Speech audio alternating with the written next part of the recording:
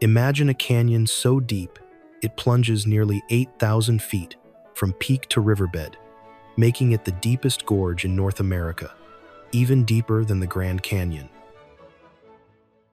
But what's even more astonishing is how young it is. According to geologists, this dramatic chasm was carved not over hundreds of millions of years, but in just the last 2.1 million years, formed rapidly by powerful prehistoric floods and erosion through layers of volcanic basalt. Recent sediment studies from caves in the area have helped scientists pinpoint the age of the landscape, revealing a geologic newcomer hiding in plain sight. This raw and rugged marvel in Idaho. Let's see why travelers love this spot.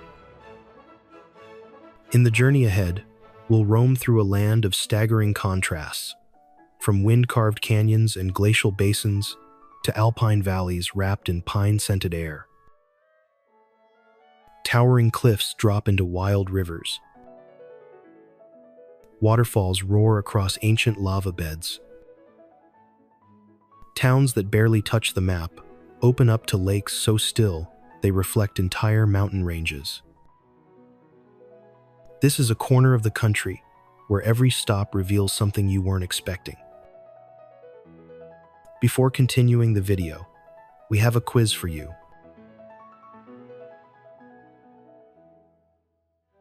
Arrange the following letters to name one of Idaho's most charming towns.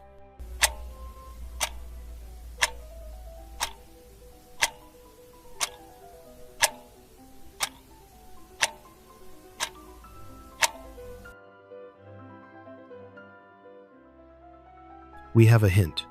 It's a mountain town near alpine lakes and jagged peaks. Please comment your answer below this video. Now the real journey begins.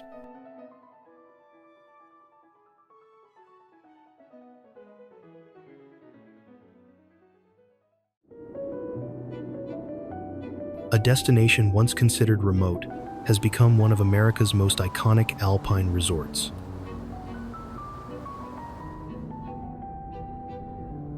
With its pristine slopes, celebrity legacy, and cultural allure, Sun Valley has quietly shaped the blueprint for winter recreation in the United States.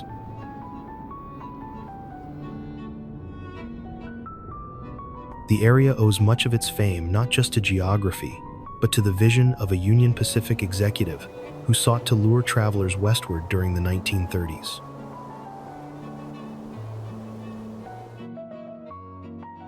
Sun Valley, established in 1936, was the first purpose-built ski resort in North America.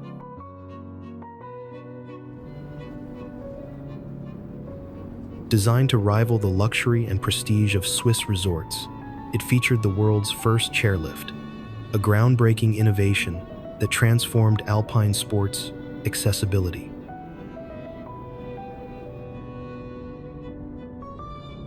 Figures like Ernest Hemingway, who completed For Whom the Bell Tolls while staying here, left an enduring cultural imprint.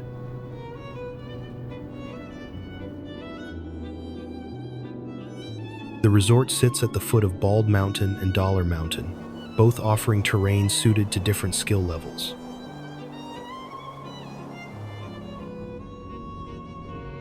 Bald Mountain, often dubbed Baldy, is known for its long, uninterrupted runs and consistent snow quality.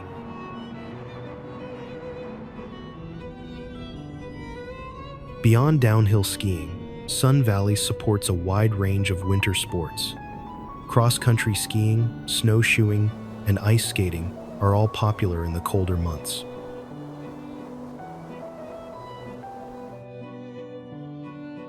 During summer, the valley transforms into a haven for mountain biking, fly fishing, hiking, and open-air concerts.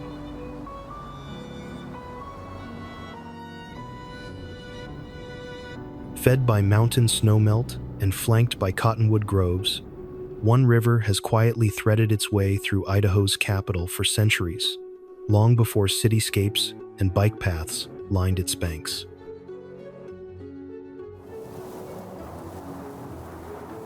The Boise River, a 102-mile watercourse, originating in the Sawtooth Mountains, has long served as both lifeline and landmark for the region's natural and human history.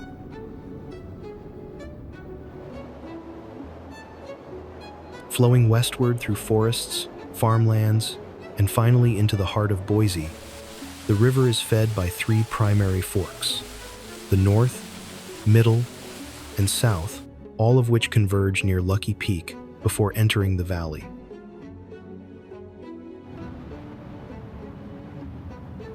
Its waters support irrigation for the Treasure Valley's vast agricultural landscape, historically transforming arid land into fertile fields since the late 1800s.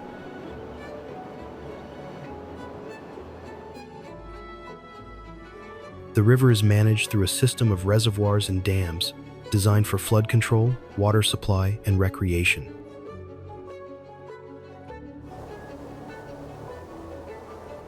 Beyond its utilitarian role, the Boise River functions as a vibrant ecological corridor.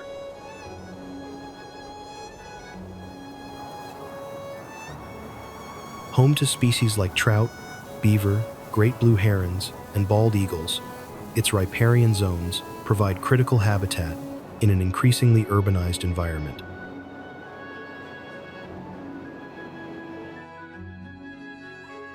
Restoration efforts along the Boise River Greenbelt have helped to stabilize banks, remove invasive species, and enhance public access.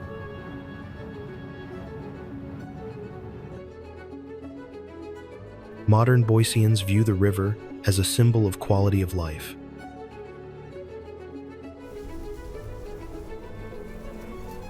With climate pressures affecting snowpack and flow rates, the future of the Boise River relies on sustainable watershed management and cross-agency cooperation.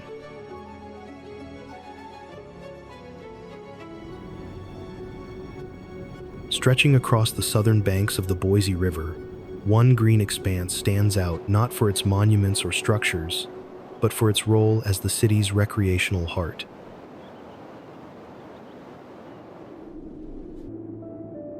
Morrison Park, encompassing over 150 acres, is one of Boise's largest urban parks, designed as a communal gathering space and natural retreat within the city's expanding core.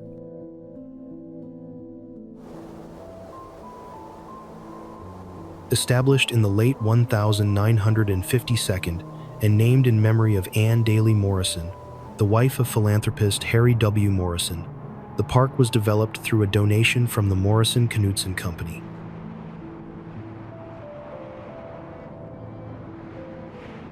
Its design emphasized spacious lawns, tree-lined paths, and public amenities suitable for both quiet leisure and large-scale events.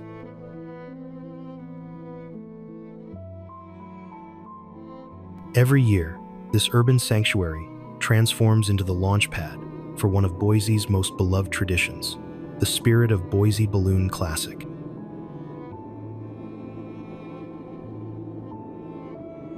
Held annually around Labor Day weekend, the festival brings a burst of color and whimsy to Morrison Park as dozens of hot air balloons rise with the early sun, creating a surreal skyline above the city.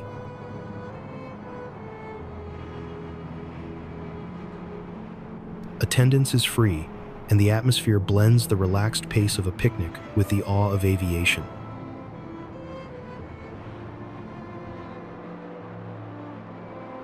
Morrison Park's location, nestled between downtown Boise and the Boise River Greenbelt, allows for easy access and panoramic views of the balloon ascents against the foothills beyond. If you visited this place, comment number 3. If not, comment number 0.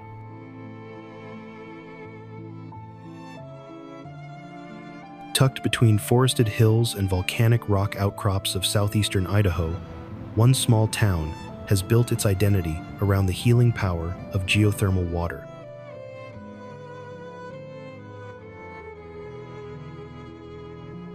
Lava Hot Springs is not only a natural spa destination, but also a historic waypoint that has attracted travelers for centuries.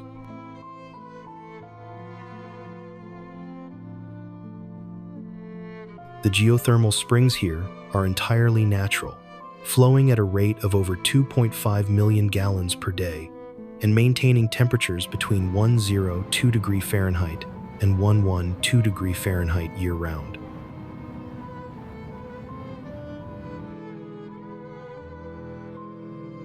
What sets lava hot springs apart is that its waters are odorless, a rare trait among thermal springs, as they lack the usual sulfuric smell often associated with geothermal activity.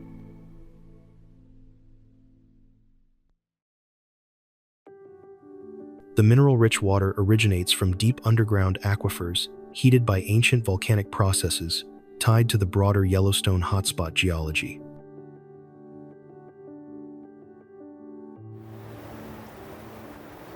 Cradled at the base of the Selkirk Mountains in northern Idaho, a quiet expanse of water stretches across glacial carved terrain, cloaked in pine forests and local legend.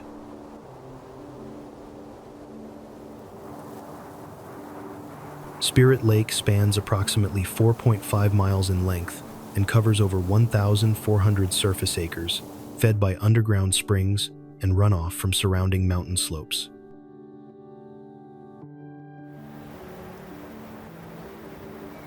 It reaches depths of nearly 100 feet in some areas, with exceptionally clear water due to minimal sediment inflow.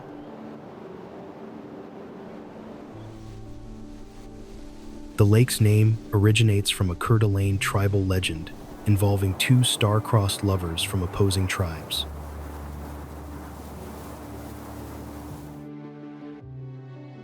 According to the story, the couple chose to perish together in a canoe rather than be separated by their warring clans.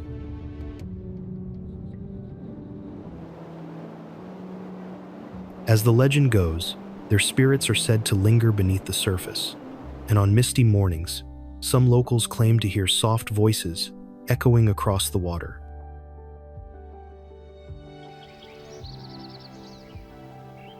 This folklore, passed through generations, has become inseparable from the identity of Spirit Lake itself.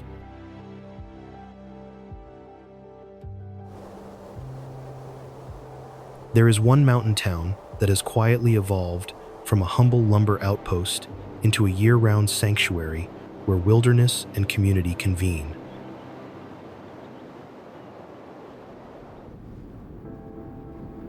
It's McCall, initially founded in the late 19th century by settlers trading horses for land, emerged from its logging roots to become a celebrated retreat for those drawn to the rhythms of seasonal adventure and alpine serenity.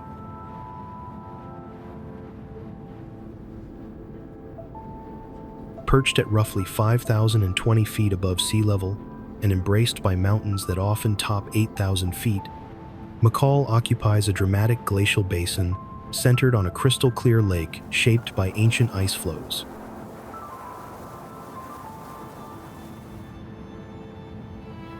Its geography yields 4 unequivocal seasons: mild, sun-drenched summers, followed by crisp, snowy winters.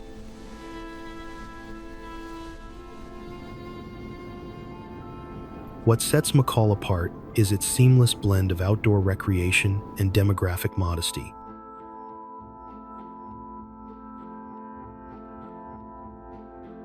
With a small, permanent population, just over 3,000, the town expands considerably during peak seasons, yet retains a measured pace and local character, even in high demand.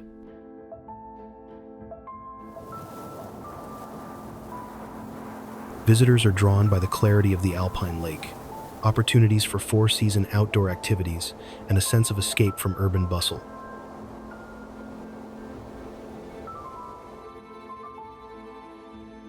Winter ushers in a festive transformation.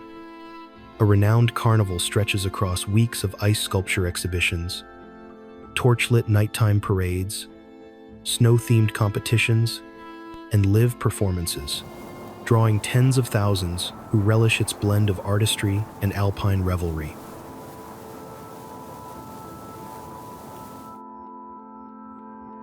Beyond festival life, the town is embraced by peak snowfall that supports diverse winter sports, from alpine and Nordic skiing to snowmobiling and ice skating, all anchored in the spectacular mountain setting.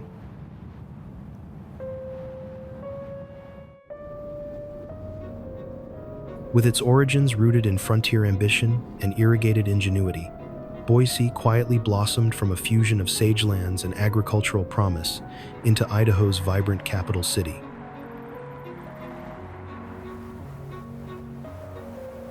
Its name borrowed from French Canadian trappers, describing the wooded banks along a once sandy river, speaks to a city born among trees and cane, rising to become a crossroads of culture, commerce, and outdoorsy ease.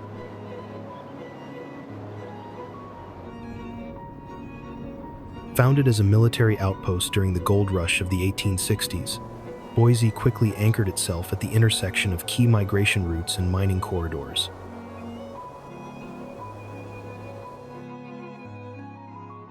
Irrigation projects in the early 20th century reshaped arid basins into fertile valleys, fueling agricultural expansion, city growth, and commercial development.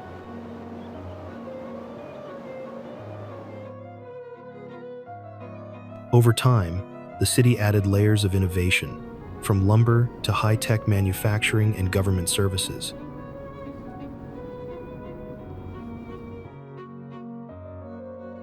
Today, this capital accommodates about 235,000 residents, and the greater Boise metro region surpasses 800,000 among the fastest-growing urban areas in the U.S.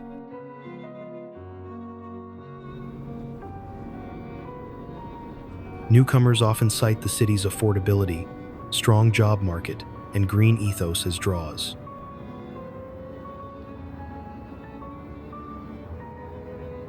Boise's Basque identity sets it apart, hosting the largest Basque community in the U.S.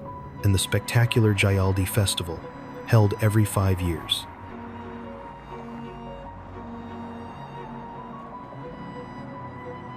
Scheduled to return in summer 2025, this 6-day celebration features traditional dance, sports, and gastronomy that draws crowds into vibrant street and cultural gatherings.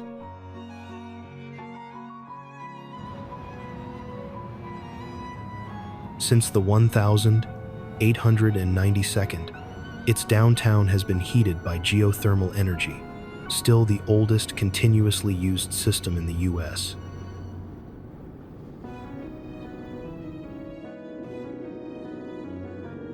Winding for over 1,000 miles through rugged canyons, fertile valleys, and high plains, one waterway defines much of the landscape and history of the Pacific Northwest.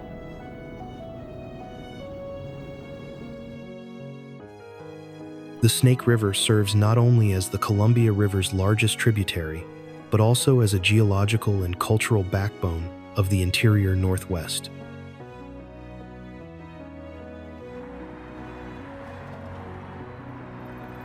The place was carved by powerful basaltic floods and tectonic shifts that created dramatic terrain features, such as Hell's Canyon, the deepest river gorge in North America.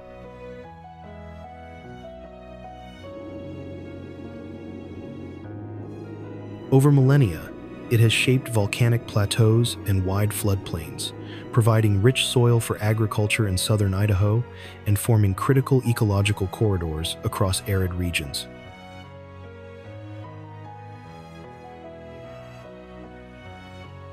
Today, its watershed supports diverse habitats for species ranging from Chinook salmon to mule deer and golden eagles.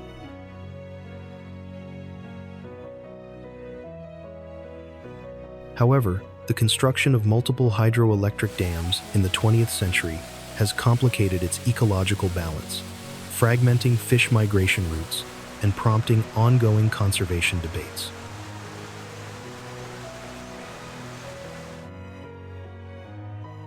The river was a vital lifeline for indigenous communities long before European settlement. The Shoshone, Nez Perce, and Bannock peoples relied on the river for fishing, transportation, and trade.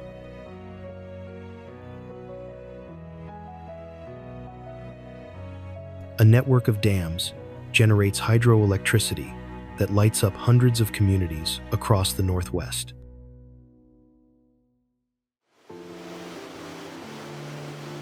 The Snake River has long been essential to indigenous communities and modern agriculture alike.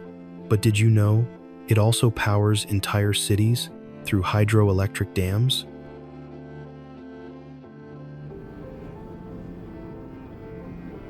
If you know other ways the river impacts life in the Northwest today, drop your insights in the comments. We'd love to learn from you.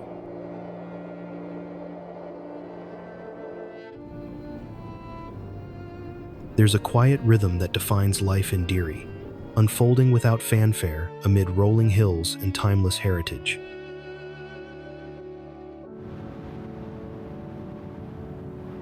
In the heart of Latah County, this community spread over approximately 0.65 square miles, entirely landlocked, with no bodies of water within its boundaries.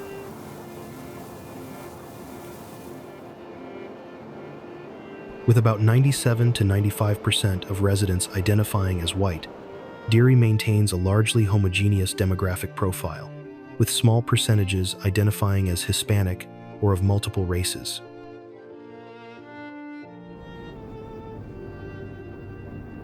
The city's origins trace back to a modest way station on the route to nearby forests, initially referred to as Spud Hill and later renamed Anderson.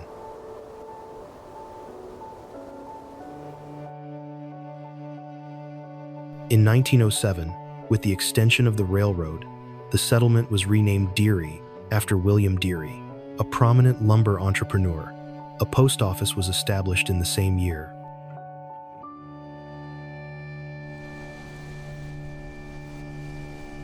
Situated at the base of a rising hill, affectionately known as Potato Hill or Spud Hill, Deary offers access to outdoor life, typical of the Palouse region, rolling hills, shaded valleys, and proximity to natural amenities beyond its urban footprint.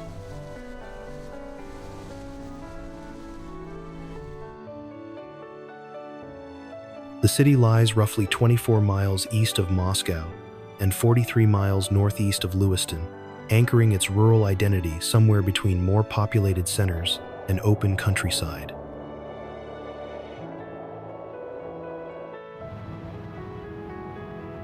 A soft hush settles upon Boise's skyline before one's gaze inevitably drifts to the dignified silhouette perched at its core, the Idaho state capitol.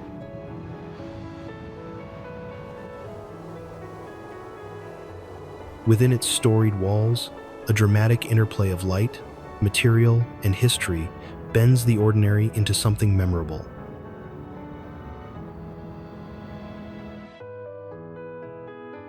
In grand classical revival fashion, Idaho's Capitol building commands attention with a central domed rotunda flanked by symmetrical legislative wings.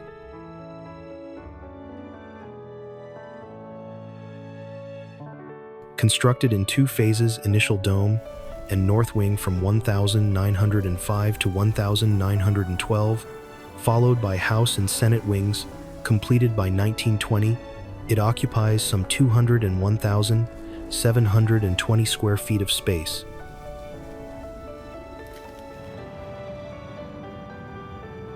The total height, from ground floor to the bronze eagle atop the dome, reaches approximately 208 feet.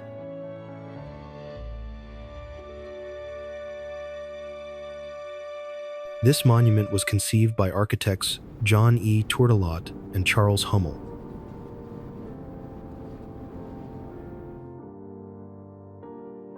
Their vision drew upon landmark structures such as St. Peter's Basilica, St. Paul's Cathedral, and the U.S. Capitol itself.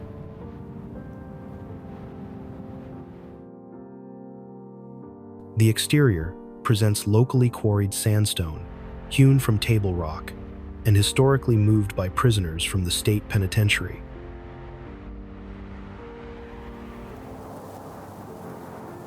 Today, this capitol is affectionately known as the People's House, a place of civic engagement where Idahoans gather, policies are debated, and democracy in action is always on display.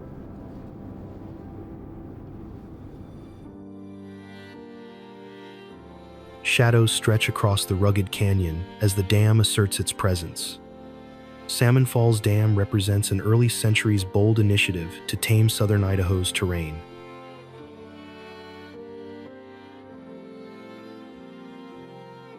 Completed in 1910, this concrete gravity arch structure spans Salmon Falls Creek in Twin Falls County, Idaho.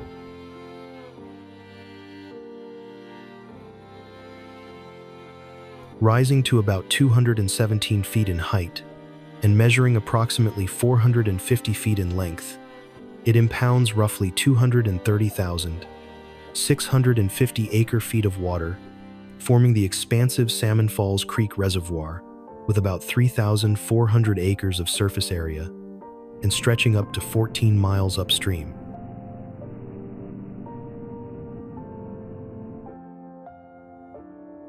Constructed under the ownership of the Salmon River Canal Company, the dam primarily serves irrigation needs in the arid Snake River Plain.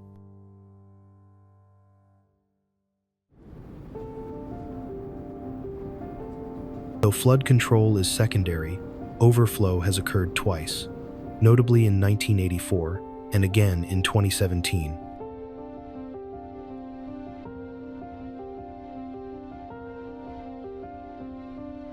At the time it was built, it ranked among the 3 largest dams in the world, though the broader reclamation project encountered challenges, particularly water leakage through local lava rock foundations and less volume than anticipated.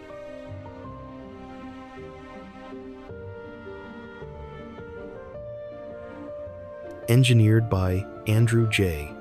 Wiley between 1908 and 1910.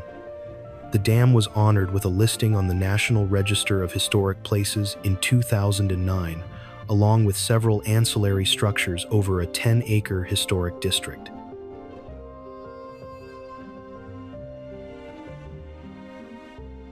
The reservoir's catchment spans about 1,610 square miles, making it pivotal for regional water management.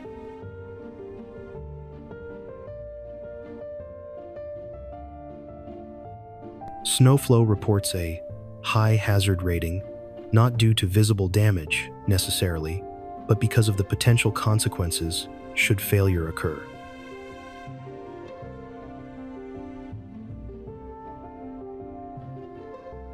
Notably, the dam lacks a true spillway. It instead uses a sluice-style slide gate to release water, increasing the need for vigilant oversight and maintenance.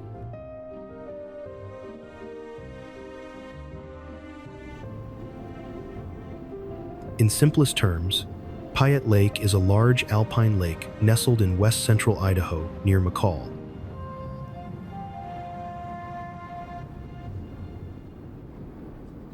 It spans about 4,987 acres, extends up to 6 miles in length, and is nearly 2.25 miles wide at its broadest point.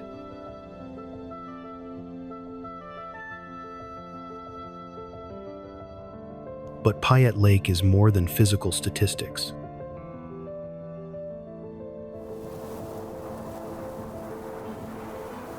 Glacial forces once carved its basin from over a 1,000-foot-high glacier more than 10,000 years ago, leaving behind a heritage that still governs its striking clarity and depth today.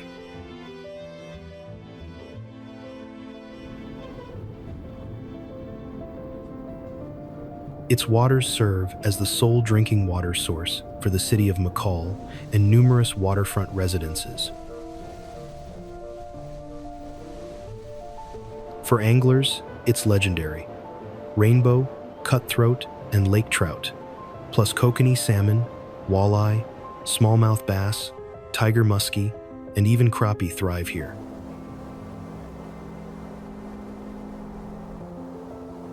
Trophy trout are frequently landed, and seasonal stocking by Idaho Fish and Game helps sustain a robust fishery.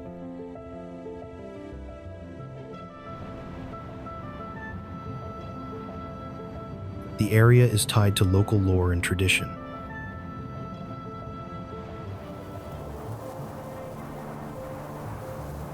The legend of Charlie, a lake monster akin to Scotland's Loch Ness creature, dates back to reported sightings in the 1920s and a naming contest held in 1954.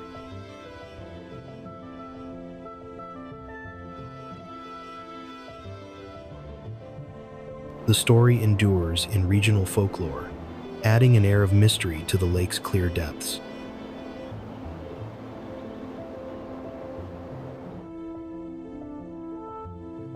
When the weather warms, the lake transforms into a playground.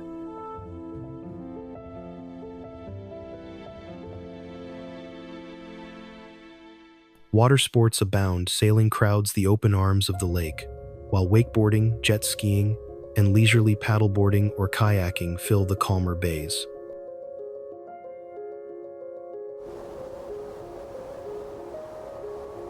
Today, Payette Lake is often described as McCall's crown jewel, a place where vivid scenery, abundant wildlife, and year-round outdoor activity converge around pristine water and peaceful shores.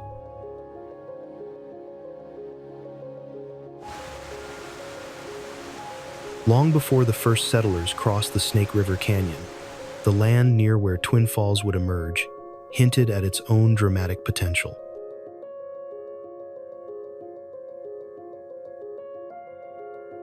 Today, that vision has blossomed in a city proud of both its natural beauty and regional vitality.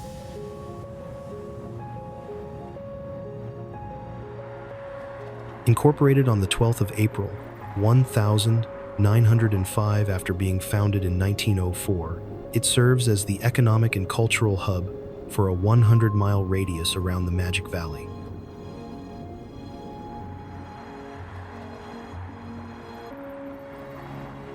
It remains appealing for retirees and families alike, not only for affordability, but also access to quality healthcare and recreation.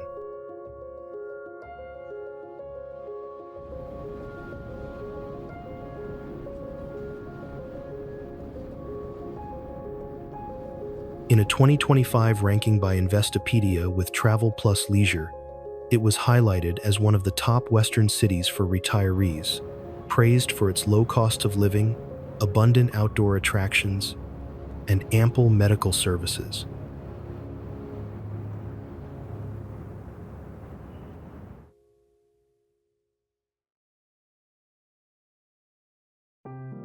Geographically spectacular, the city is named after the once dual waterfalls on the Snake River.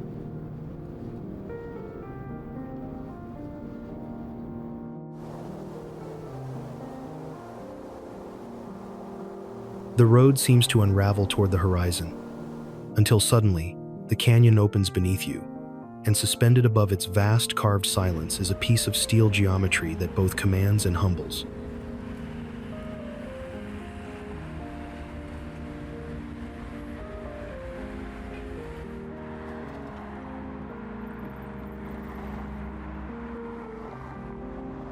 The Perrine Bridge, soaring across the Snake River Canyon, isn't just a means of crossing a gap. It is a landmark of identity, motion, and daring.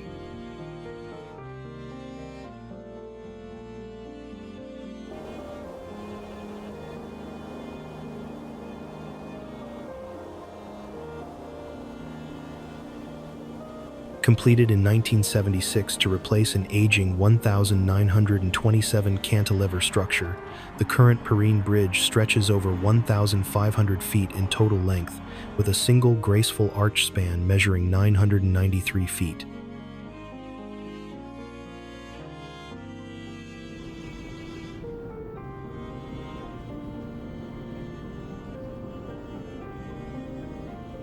At 486 feet above the Snake River, it is one of the highest vehicular bridges in the United States and sits at an elevation of approximately 3,600 feet above sea level.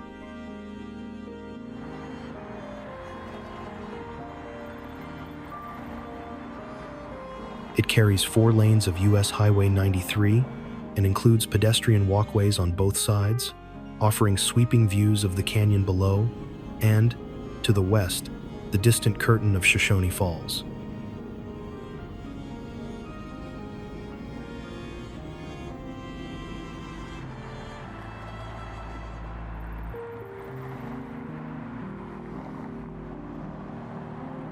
The bridge is named for I.B. Perrine, a pioneer credited with transforming the Magic Valley into fertile farmland through innovative irrigation projects in the early 20th century.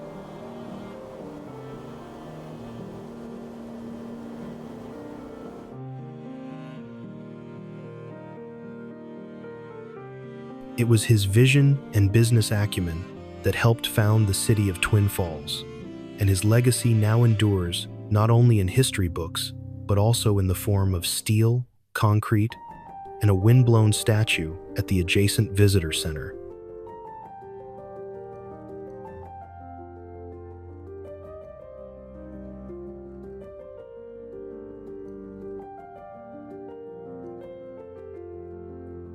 Hidden in plain sight, just east of Twin Falls, Idaho, Shoshone Falls plunges 212 feet and stretches nearly 900 to 925 feet wide across the Snake River.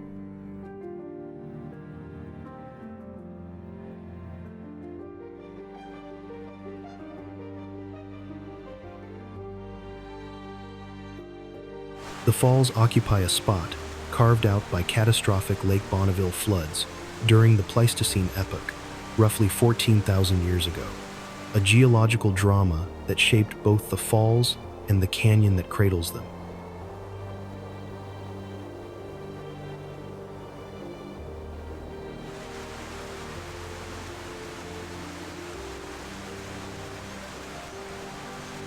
Early explorers encountered this cascade in the 1842nd, but it emerged as a tourist destination by the 1862nd.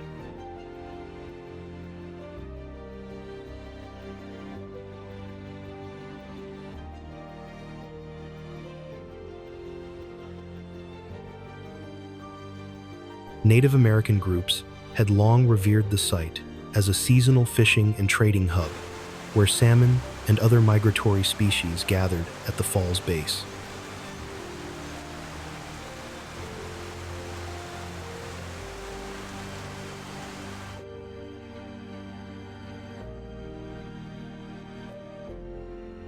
The flow of the falls is dictated by the seasons.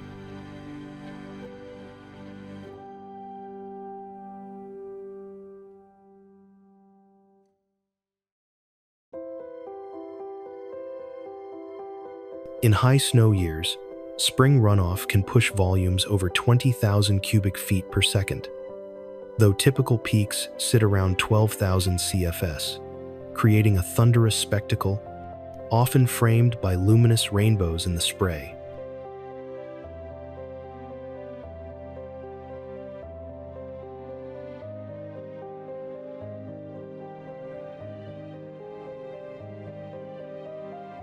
But in summer and fall, much of the Snake River is diverted upstream for irrigation and hydroelectric use, sometimes reducing the falls to a trickle or nearly dry.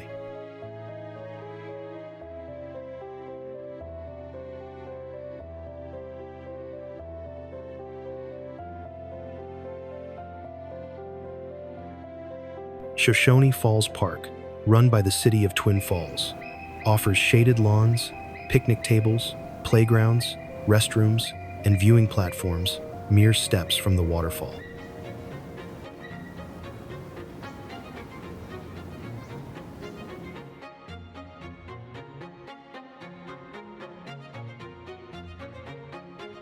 Though the main overlook isn't fully wheelchair accessible, the surrounding paths and telescopes offer inclusive vantage points.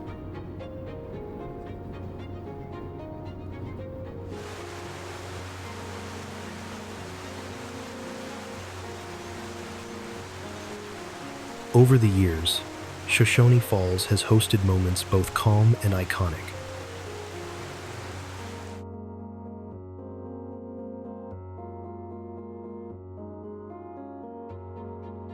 On the 8th of September, 1974, daredevil Evel Knievel attempted a rocket motorcycle jump across the Snake River Canyon just west of the falls, an ambitious stunt that ultimately failed, but forever etched the site into modern legend.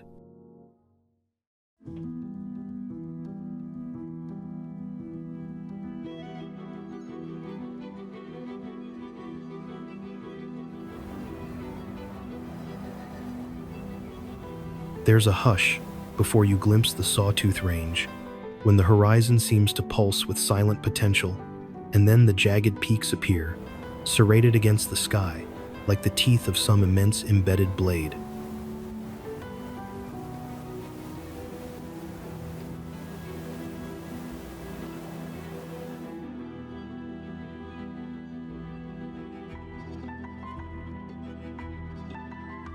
In central Idaho, this alpine realm composes a landscape that feels both untamed and timeless.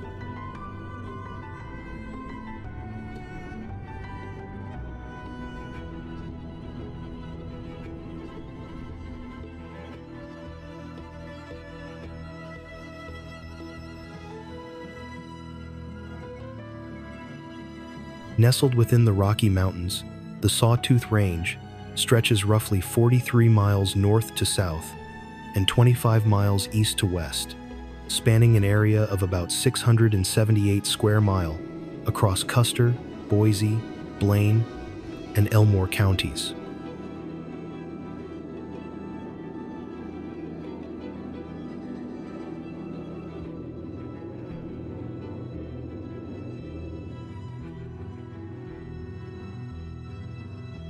Its highest summit rises to around 10,751 foot, one of at least 57 peaks in the range that exceed 10,000 foot.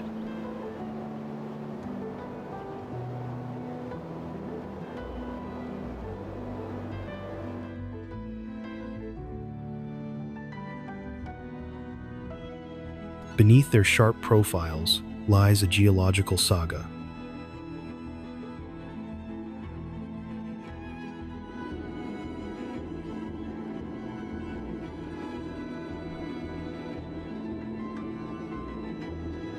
These mountains are sculpted from Eocene-era granitic batholiths and Idaho batholith formations, once magma deep underground, later exposed through uplift, erosion, and repeated glaciation, culminating in the iconic cirques, arates, and horns that define the skyline.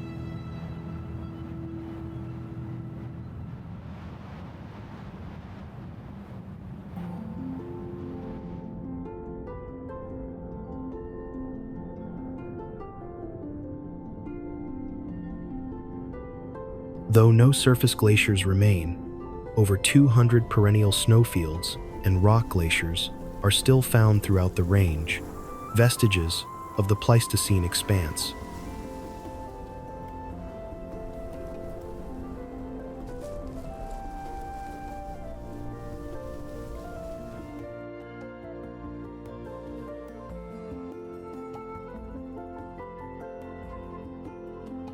Much of the range is protected within the Sawtooth Wilderness, part of the broader Sawtooth National Recreation Area, established in 1972, covering around 756,000 acres.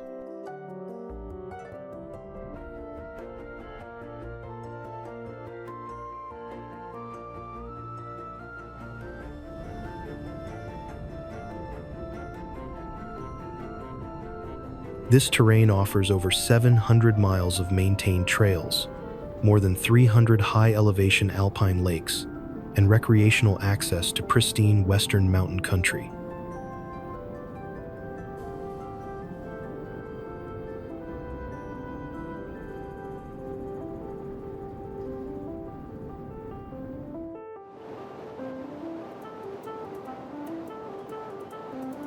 Flowing through southeastern Idaho, Henry's Fork is a river that does not shout, but whispers with clarity and precision, offering a rare kind of harmony between ecology, history, and recreation.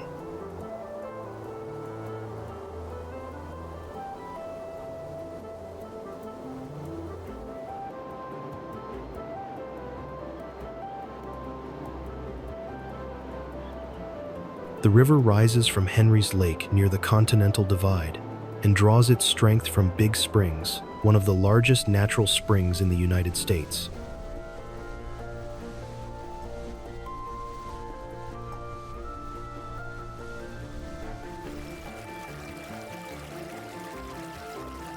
The spring's constant temperature and flow give the Henry's Fork a crystalline quality that is preserved across much of its 127-mile journey before it joins the Snake River near Rexburg.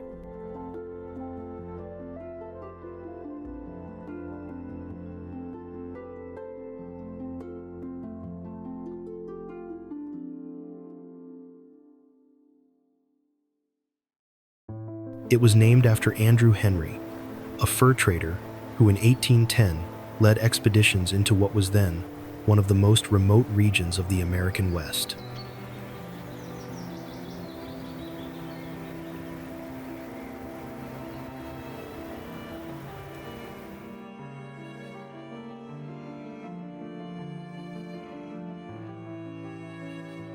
Henry's Fork is perhaps most famous as a trout stream, with sections such as the Railroad Ranch in Harriman State Park being considered by many as a near-sacred venue for dry fly fishing.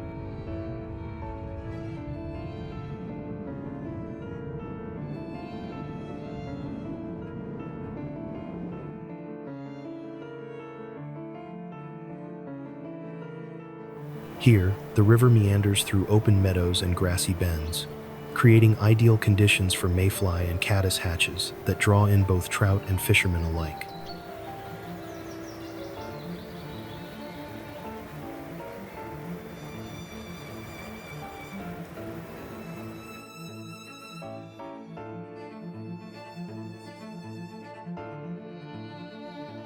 The importance of this watercourse has also led to decades of conservation efforts, as environmental groups and landowners seek to protect the clarity, access, and habitat that make Henry's Fork both biologically and recreationally irreplaceable.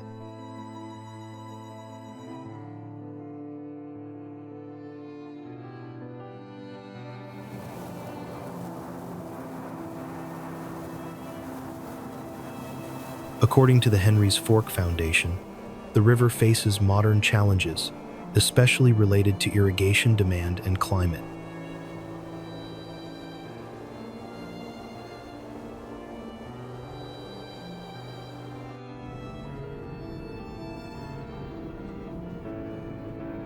Nestled in the fertile Kootenai River Valley, Bonner's Ferry sits beside the Kootenai River and is flanked by the Selkirk and Cabinet mountain ranges, just about 27 miles south of the Canadian border.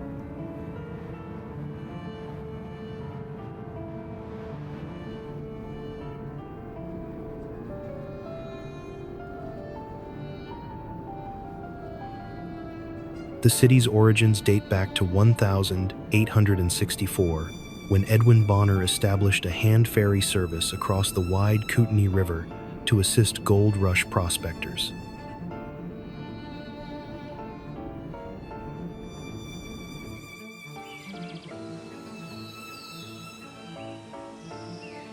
The Lochsa River winds through north-central Idaho as a rare example of a completely free-flowing mountain river.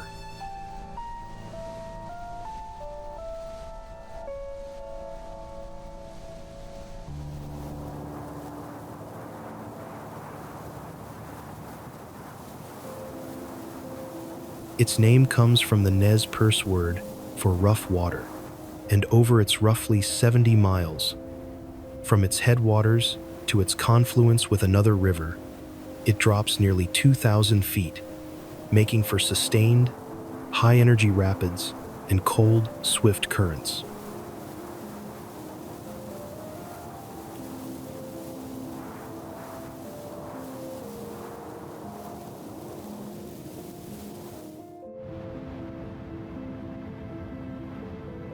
Sometimes a city reveals its character not through flashy landmarks, but in how the river, energy, and community converge quietly over time.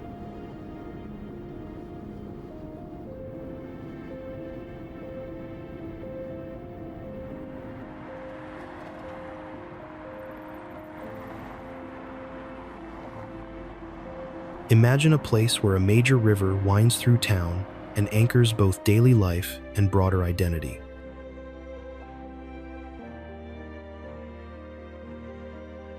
This is Idaho Falls.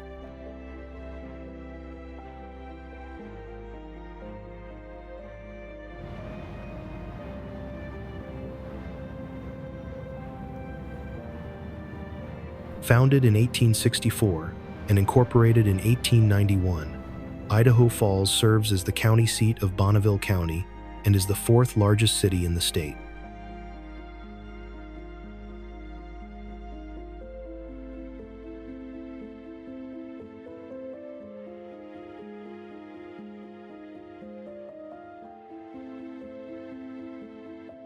The Snake River flows directly through the city, and nearby a city-operated dam built in the late 1982 continues to generate hydroelectric power while supporting irrigation across eastern Idaho.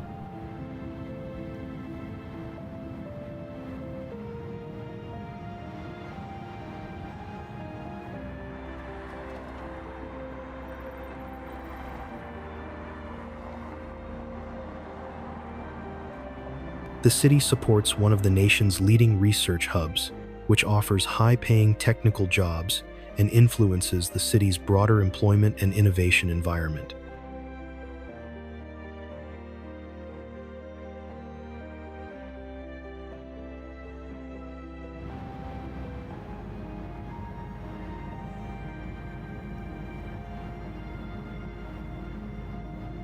Life unfolds at a family pace. Regular farmers markets, seasonal festivals, a symphony, a local zoo, and a regional museum that features exhibits on local history alongside rotating displays.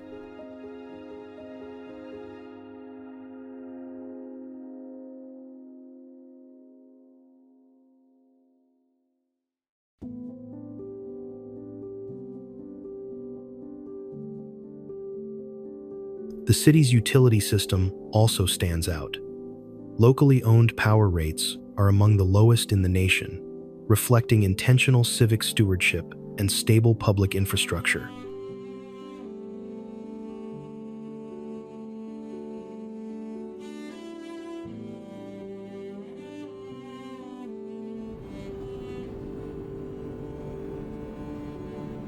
Where the wind becomes both sculptor and historian, shaping a shifting monument of sand beneath an expanse of desert sky, there lies a place unlike most in the American landscape.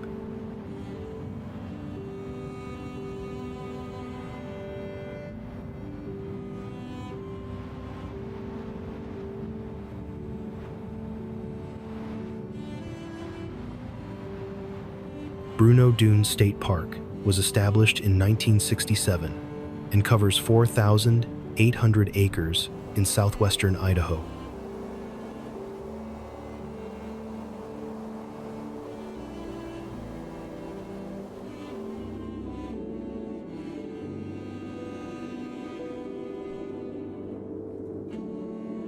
The park is famous for the tallest single dune in North America, rising some 470 feet above the valley floor, formed from deposits from the Bonneville flood, some 14,500 years ago.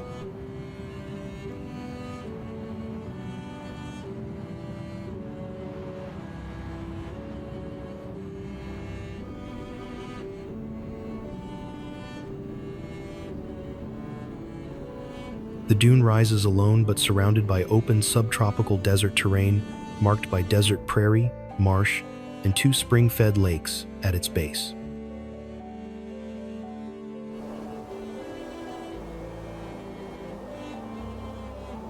A temple emerges not simply as a building, but as a symbol of faith, community, and architectural innovation.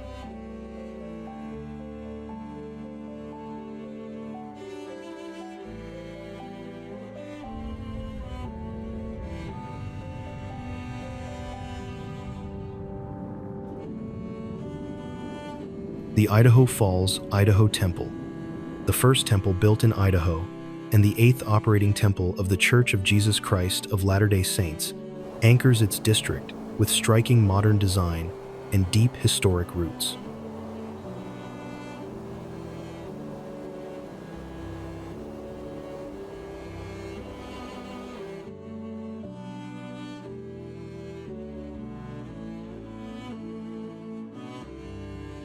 Plans for its construction were announced on the 3rd of March, 1937. The groundbreaking took place on the 19th of December, 1938. 939, and it was dedicated on the 23rd of September, 1945, by President George Albert Smith, becoming a spiritual beacon for members in eastern Idaho and western Wyoming.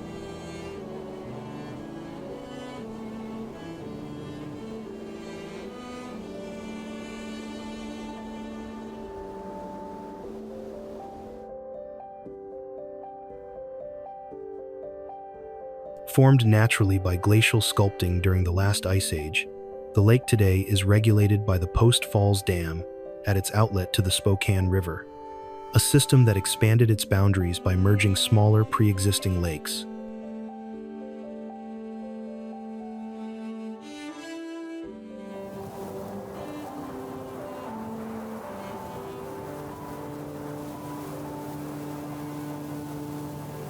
Lake Coeur d'Alene offers a precise balance of serene depth, reaching maximum depths of approximately 220 feet and averaging crystal clear visibility of over 20 feet and dynamic coastal life, complete with lush forested slopes that rise dramatically around it.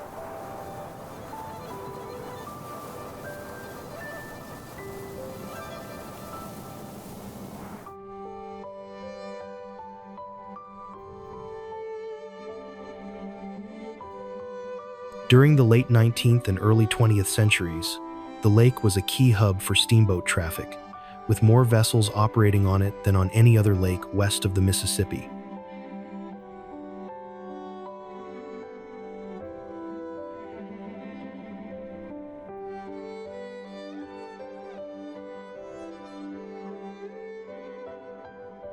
Divers are now drawn to the submerged history beneath its surface, exploring remnants of the fleet, including wooden hulls and early automobiles that were driven across the frozen lake.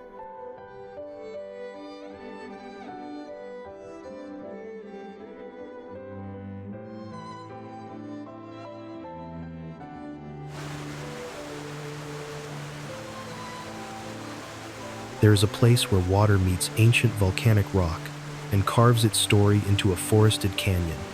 Mesa Falls emerges not merely as a pair of waterfalls, but as a timeless chapter in Idaho's geological and natural heritage.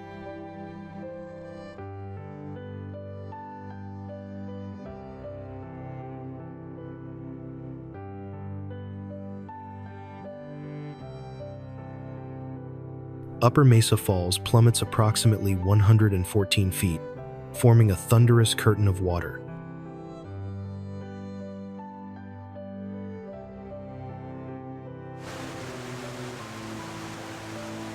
It cascades across a volcanic bedrock shelf about 200 feet wide.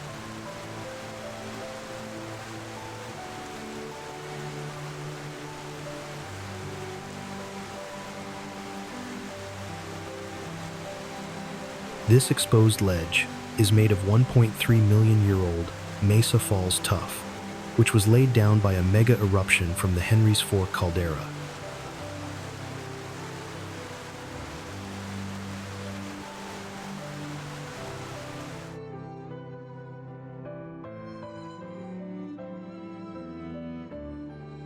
Downstream lies Lower Mesa Falls, a second cascade of roughly 65 feet, set within the same forested gorge, where the river continues to sculpt the hardened ash and basalt walls into an enduring natural amphitheater.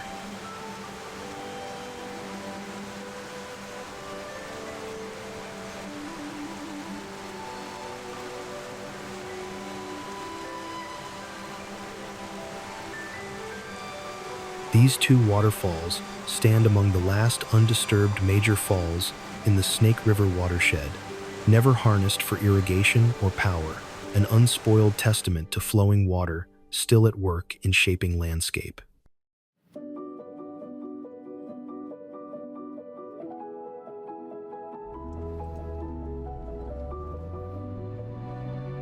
In a remote canyon, you'll find Bay Horse, once a thriving mining camp, and now a preserved heart of Idaho's frontier past.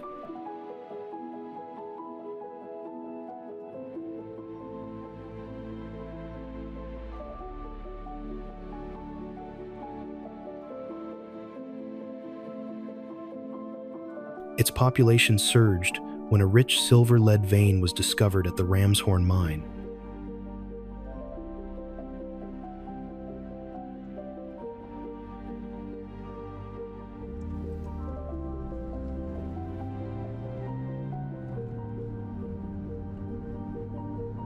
This discovery prompted rapid growth, and by 1885, the population had swelled to around 300, with a mill, refinery, saloons, lodging houses, a meat market, and stores supporting daily life.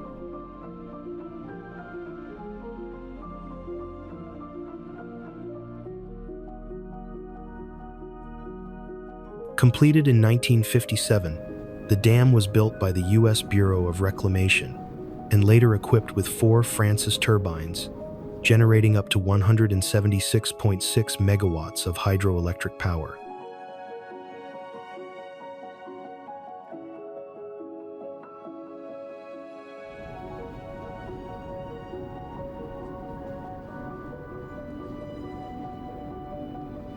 The reservoir holds up to 1.2 million acre-feet of water, serving critical functions in irrigation, flood control, and supporting downstream agriculture across the Snake River Plain.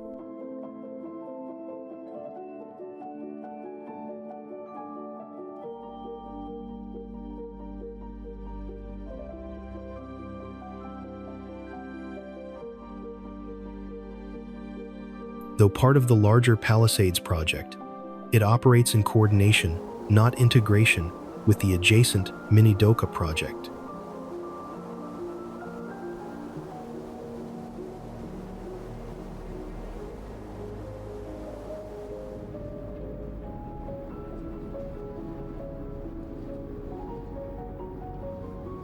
It spreads across approximately 16,000 acres and stretches roughly 18 miles in length, with about 70 miles of shoreline, a reservoir formed in the mid-20th century by Palisades Dam as part of a broader water and power initiative.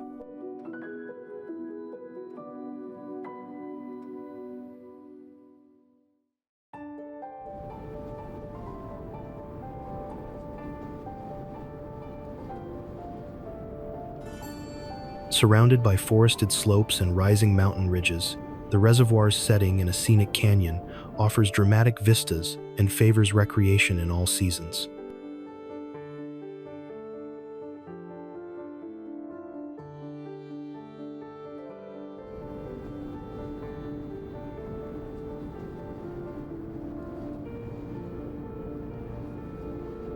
The area is a federally owned resource that has been preserved for many purposes.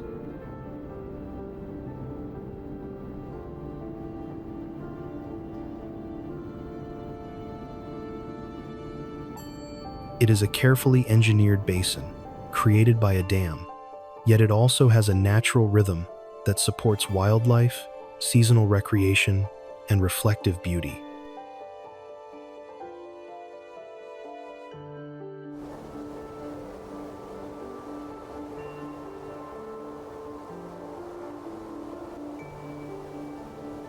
The reservoir supports agriculture downstream, entertains explorers on its surface, and sustains wild trout beneath.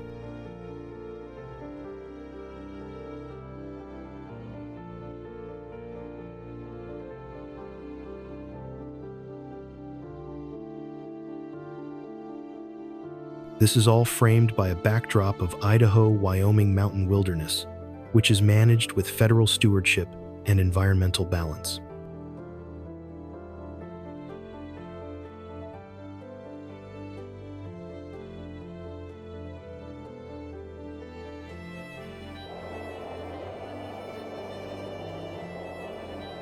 Hell's Canyon stands as North America's deepest river gorge and a monument to nature's fiercest sculptor.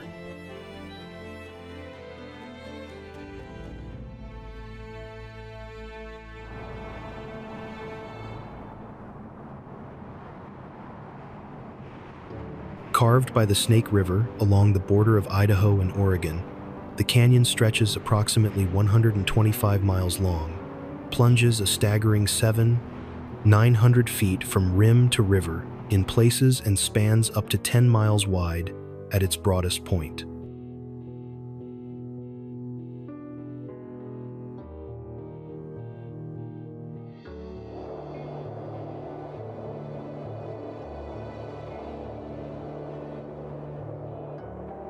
Formally protected in 1975 as the Hells Canyon National Recreation Area, encompassing over 652,000 acres under U.S.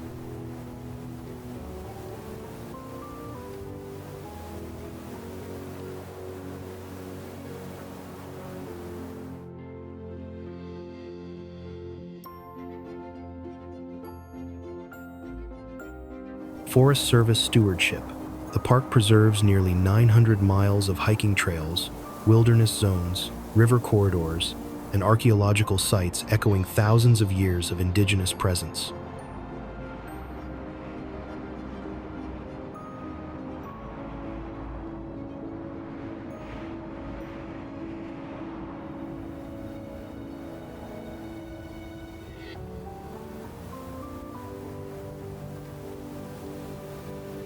A new 2025 geological study has revised the canyon's age, suggesting that, although erosion began around 5 million years ago, its dramatic depths were carved in a relatively short burst, roughly 2.1 million years ago, during outflows from ancient glacial lakes.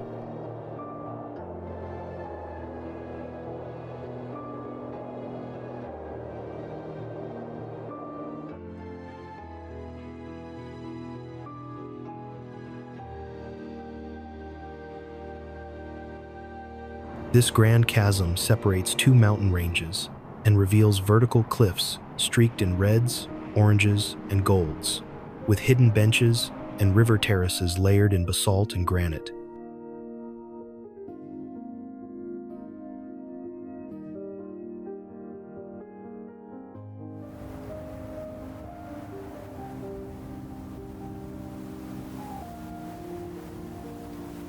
Access to the canyon is famously limited. No roads cross it, though 3 rugged roads descend steeply from Idaho's rim to river launch points.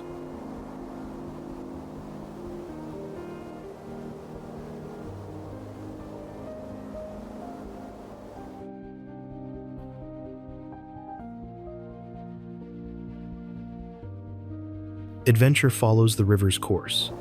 Guided jet boat tours or multi-day whitewater rafting trips navigate, while sport fishermen seek sturgeon, trout, and smallmouth bass in the deep river pools.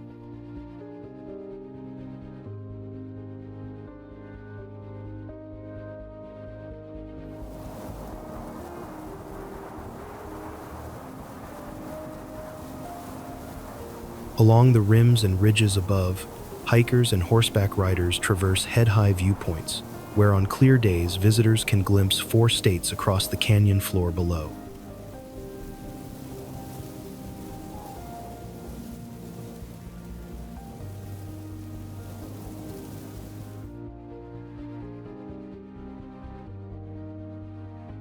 Far above the valley floor, and surrounded by rugged summits, a serene mountain mirror awaits in central Idaho's Sawtooth Range, a place where glaciers carved a basin that now holds a crystalline lake nearly 2,000 meters above sea level.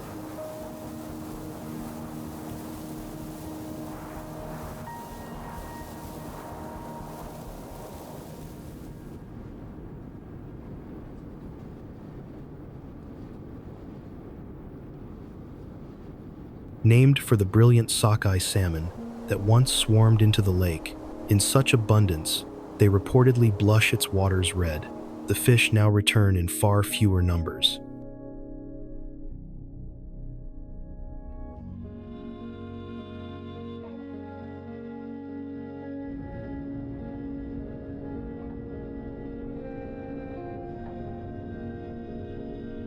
Enclosed by alpine forests of ponderosa pine, the lake sits as the largest water body in the Sawtooth National Recreation Area and serves as the headwaters of the Salmon River.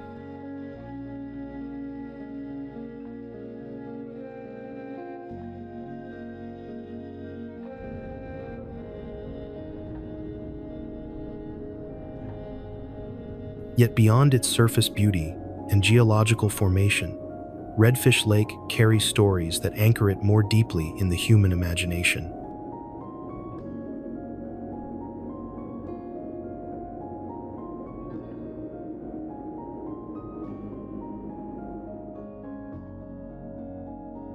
One of the most striking is that of Lonesome Larry, the lone wild sockeye, who returned to the lake in 1992 after an epic 900-mile journey from the Pacific Ocean, navigating dams, reservoirs, and swift mountain streams, only to find himself the sole survivor of his kind.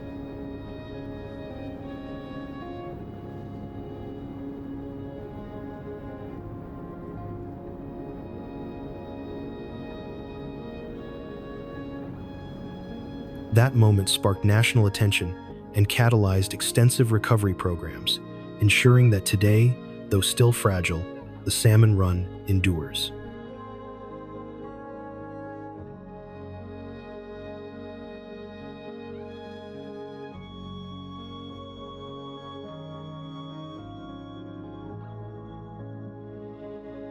The lake's legacy was also shaped by Robert Two Gun Limbert, an explorer, conservationist, and visionary who helped introduce the wonders of central Idaho to the wider world.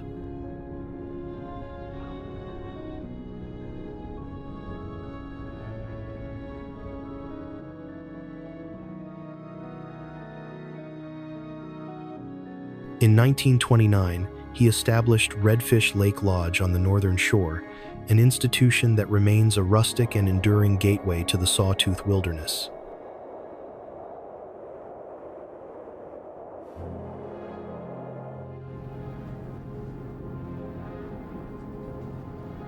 In a valley ringed by rugged peaks and threaded by a free-flowing river, a town so small it once counted fewer than 100 souls per census year, nonetheless became one of Idaho's most iconic gateways to wilderness.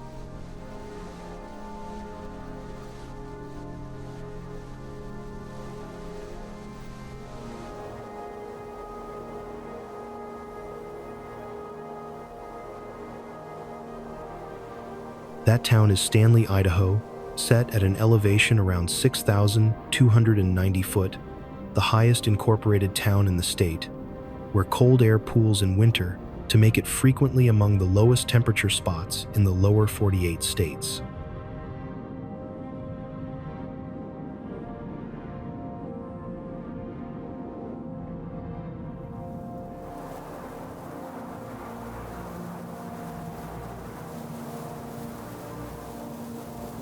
The area also serves as the rare crossroads of three national scenic byways at once. Sawtooth, Salmon River, and Ponderosa Pine byways converge right in town, offering spectacular panoramas as soon as you step out of your car.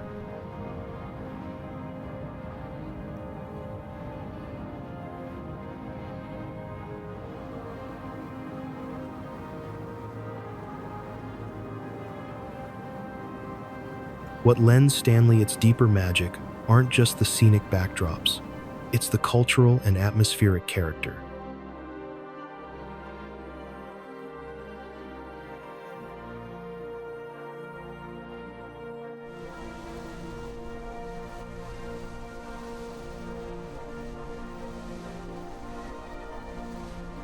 The town is part of the Central Idaho Dark Sky Reserve, first designated in 2017 as the only gold-tier dark sky reserve in the United States.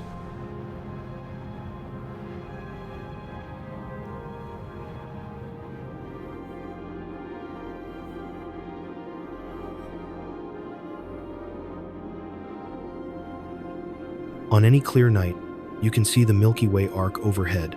With such clarity, it feels like you could reach out and touch it.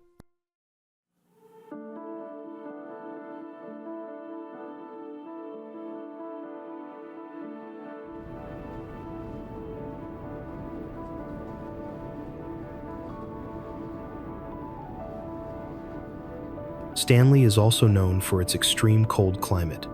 There are, on average, nearly 290 frost days per year, 10 even occurring in July, and it has recorded temperatures as low as 54 degrees Fahrenheit.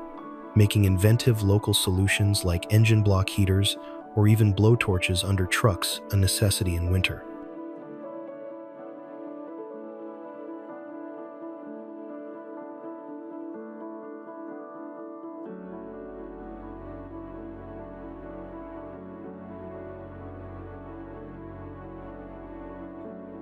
Notable history lies in its roots, too. Fur trappers passed through the basin in the 1820s. Gold seekers charted the valley in the 1862nd, and the town was surveyed only in 1919, a late founding for a settlement with such rugged allure.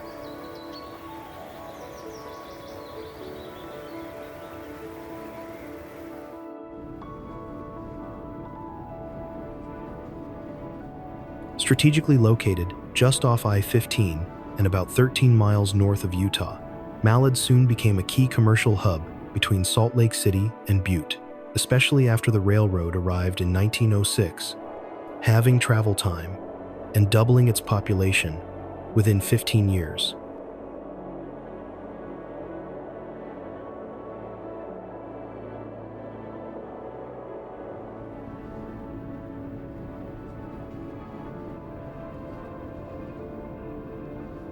Economically, Malad is unexpectedly industrial.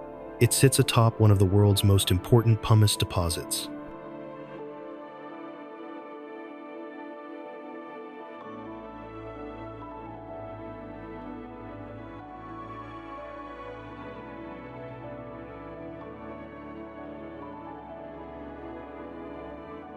Discovered accidentally in 1958 by Marion Hess, Hess Pumice Products now ships over 100,000 tons annually from a mine 23 miles north, serving uses from toothpaste abrasive to beauty products and architectural materials.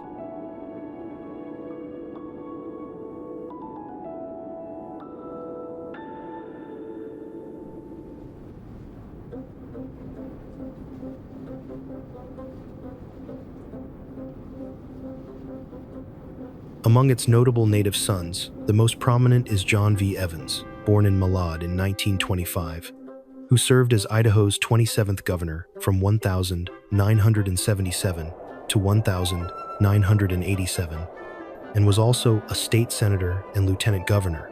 Before that, a political figure who rose from this remote valley to statewide influence.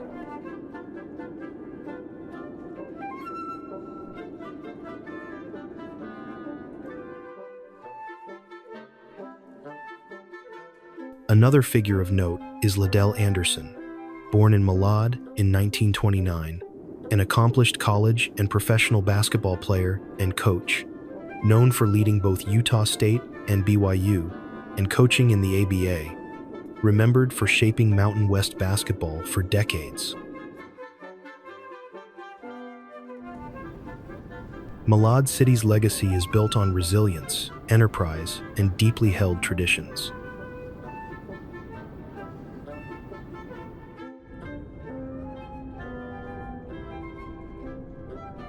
Rising from 2,800 foot at the North Fork Payette River Canyon to nearly 9,730 foot atop Steel Mountain, the forest spans dramatic elevation and ecological gradients.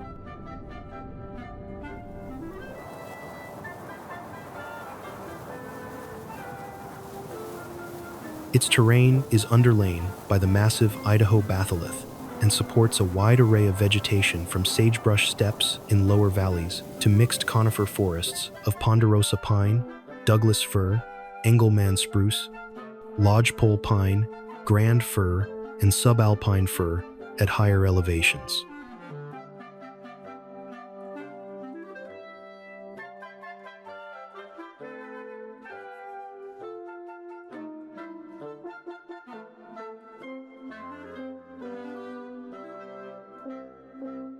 Boasting 300+ miles of trails and over 500 streams and 250 lakes, the forest invites visitors into its deep heart via hiking, horseback riding, mountain biking, motorized trails, and seasonal activities like snowmobiling, cross-country skiing, and yurt stays.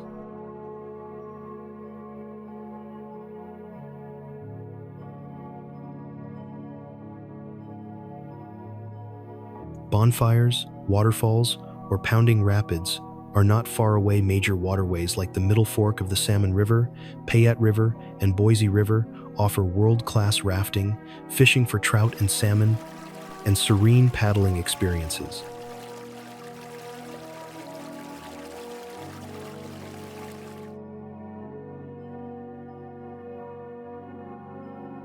Central Idaho's ancient Shoshone peoples inhabited much of this region before the arrival of trappers and prospectors in the 1862, drawn by gold and mineral wealth.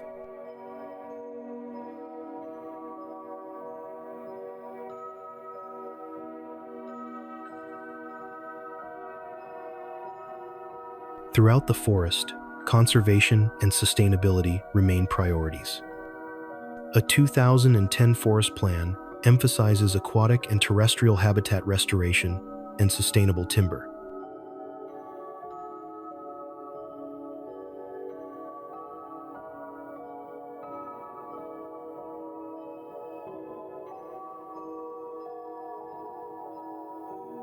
From soaring peaks to thunderous canyons, from still alpine lakes to waterfalls that defy gravity, Idaho is a land shaped not just by time, but by untamed wonder.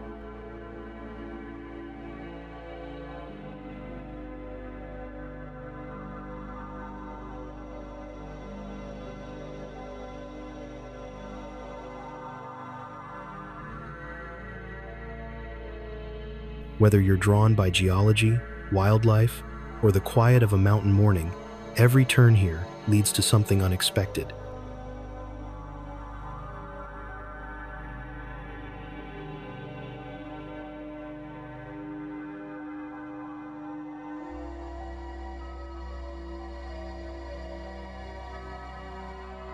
Thanks for exploring with us. Don't forget to like and subscribe for more journeys into places where nature still writes the story.